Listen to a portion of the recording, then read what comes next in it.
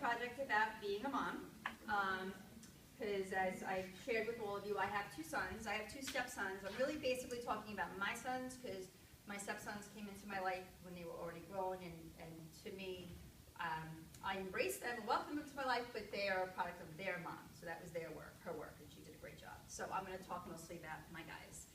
So this is my passion. I wrote some bullet points because I didn't want to forget, because I'm trying really hard not to get emotional. Part of me didn't want to do this topic because, you know, when it's too deep, I'm already getting verklempt. And I just told myself, I'm just going to be happy, and I'm going to try to be like an actress, and not, you know, but there's, you know, you're just so tied intrinsically to your children that it's, you know, hard not to get, so just forgive me if I lose my thoughts, and that's why I figured I'd bring my little bullet points, because I'm going to get a little verklempt. So I'm passionate about my children, about being a mom, and I feel strongly that no matter what else I do in life, that they are just the best things that I ever could have brought into this world, and they make me better every day. And just like Dean Willis was saying about how, you know, I feel that way about you guys. I learn from every classmate in every class I have, as well as my teachers and the team. But I feel like I learn from my kids. And I know that ideally I would have gone through this journey of being a student at your age, but in a way there are special gifts I feel about going through it as an older person. And at the same time that my children, well, my son Tom just graduated in May, and my son James is still in school, because there's certain conversations we're having, certain things that I'm going through at the same time as them, and that's kind of cool too, because they sometimes give me advice and they see me going through it. It's not just like a, you know, memory from way back. And so there's a certain beauty in that as well. So I believe that caring for your own child, oh, this is me, my Thomas, my firstborn. That's you? The early 90s, 92. That's the 90s hairdo. Yeah, oh, you have no idea. It was bigger than that. Right? You should have seen the 80s. But anyway, he was born in 91, so I could spare you the 80s look. But so I believe that caring for your own child, or any child, is the most selfless and complete love you can ever express. And children start out so helpless and, you know, so needy and so innocent, and they depend on you for everything. And it's just a mind-blowing experience, and your first lessons as, you know, being so responsible. You think you're responsible, and then you get a life handed to you, and it's like, it just blows your mind. And, you know, honestly, it's your first teaching role. And anybody who has little nieces and nephews, you know that. You're teaching them the lessons of life, and you're instructing somebody in how to do the most basic of things. And it's really big, you know, responsibility. There's nothing you wouldn't do for them. There's first smiles, there's coos, there's words, first steps, and before you know it, they're starting school. And suddenly there are new teachers, real teachers. But there's friends and influences. And that's a hard thing to balance from your own home to outside influences, and they start, you know, a lot like by 3, you know, a lot of these kids, sometimes even earlier. My nephew was already in a daycare situation before nursery school.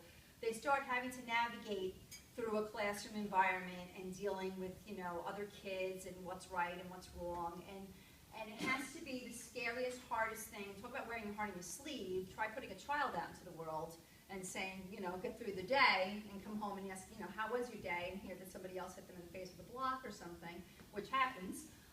That's, you know, it's a really, really hard thing, but it's the best job that you'll ever work really, really hard at, and I do love it. And if I didn't have kids naturally, I would have adopted them. That's how I feel about that. So childhood, the way I see it, this is a nice family picture. That's my grandma who's gone. Yeah, that's my mom. This is obviously a long time ago, and that's me and my little Tom, who is now 22.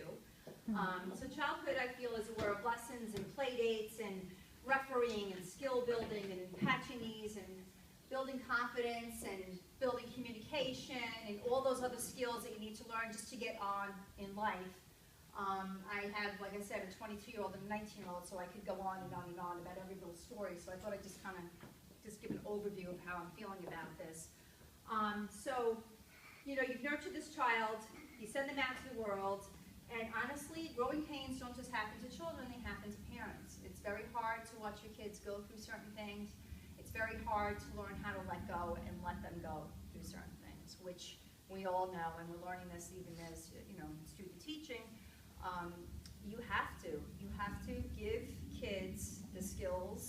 that they need to go out and do it themselves, and you have to let them do it themselves. And sometimes it means letting them fall on their face, even when it's your own child, and that's really hard to do. But I learned very quickly that they're better for it if you let them, get dirty, if you let them make a mistake, if you let them, move away from you a little bit. It's very hard to do that. Your inclination is to hold on to them, but you really cannot. So they're entrusted to you, but they're their own individuals, and they're of you, but they're really not yours. They're yours in love, but they're a separate individual, and your goal really is to grow them up into whoever they're supposed to be. They have to take off in their own path and be whoever they're supposed to be. And sometimes there's lots of surprises along the way. You think, well, my kid's going to be like this, and my kid's going to be like that, and I can tell you my two are like night and day. But I love that, because that's variety, and it keeps me enthusiastic and interested, and I have a different relationship with each of them, and I really have enjoyed that through the years. So letting go doesn't mean you stop paying attention or caring. You continue to hold them forever in your heart, and hopefully if you've done your job well, they're going to want to share their experiences and conversations, at least a little bit with you, and come back and visit and things like that. And I feel like I know that I'm doing a good job because my kids do have some conversations with me that I don't think every kid has with their parents. And I feel good about that. I feel good that they and their friends will, trust me and talk to me. And I have to tell you, sometimes there's been times that I have to bite my tongue, because if you say too much, you're closing that door, and you just can't, So sometimes you have to hear things you don't really love, and you have to see that they get through to the next phase. But that's what it is when you're watching a human being develop, right? Because we have the benefit of being older than them. They have to go through those phases, and when you're going through it, you're like, I'm fine, don't worry about me. But to watch somebody else go through it, it's difficult. So once my kids started to grow up, and after I licked my separation wounds and dried my tears, I came to the realization that it was just the pain of an adult birth, which I likened to the first pain was childbirth, and now it's an adult birth.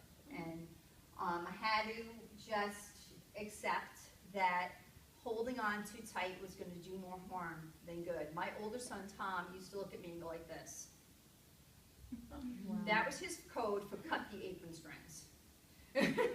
Because the first one, you hang on. I always say that Tom brought me kicking and screaming through parenthood, because it was really through him and him shaking me off as I was like, no, that I learned how to let go. He really, really had to tell me, to cut it out more than once. And I really had a hard time with it, but I realized if I didn't back off, I was going to lose my child. So, it was a school of hard knocks for Mom.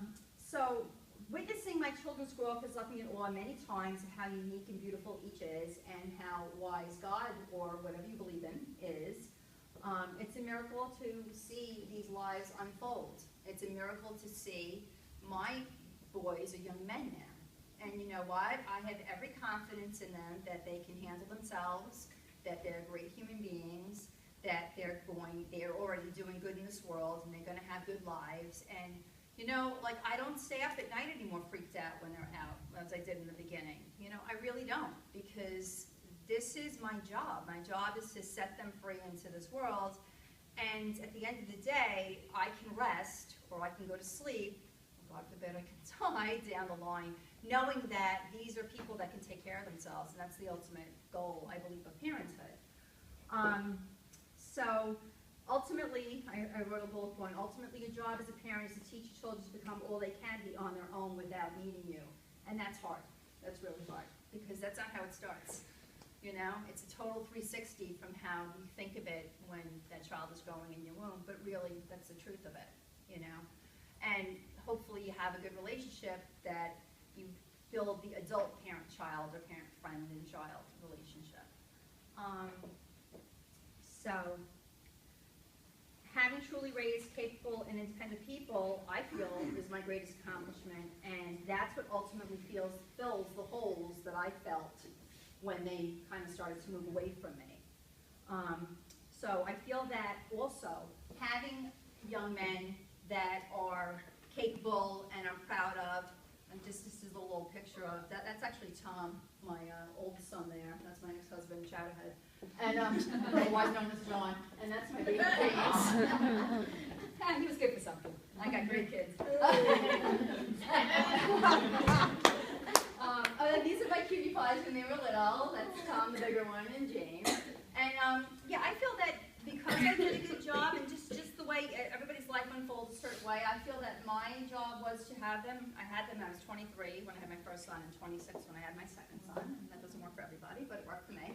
And I feel that now, because of that, and because they're okay and doing well, that you're never really alone in your thoughts, no matter how old your children are. A mother always has to think twice, once for herself and once for her child. And I think you'd agree with me that this isn't just about mothers, this is about anybody who takes care of children, okay? Because I think as educators, this is how we're always going to be thinking about somebody's child, you know? We're always going to, there's going to be a concern, there's going to be something we need to address, somebody we need to call, but that's what we're doing. We're becoming educators and caretakers, and I'm definitely up for the job. I'm all for it, and I really welcome, I relish the fact that I might be able to make a difference in other people's children's lives, because, you know, my kids don't need me like that anymore. So I feel like, you know, that leaves me open to be able to help others. And having my kids to be able to, you know, I may not be able to get rich on this, but to me, the personal richness that I have in knowing that my children are okay, and then I can breathe easy, and like right now I'm not worried about what they're doing or where they are or if they're going to get home okay, that to me is worth everything, and you know, it means I'm doing things right. So that's my passion.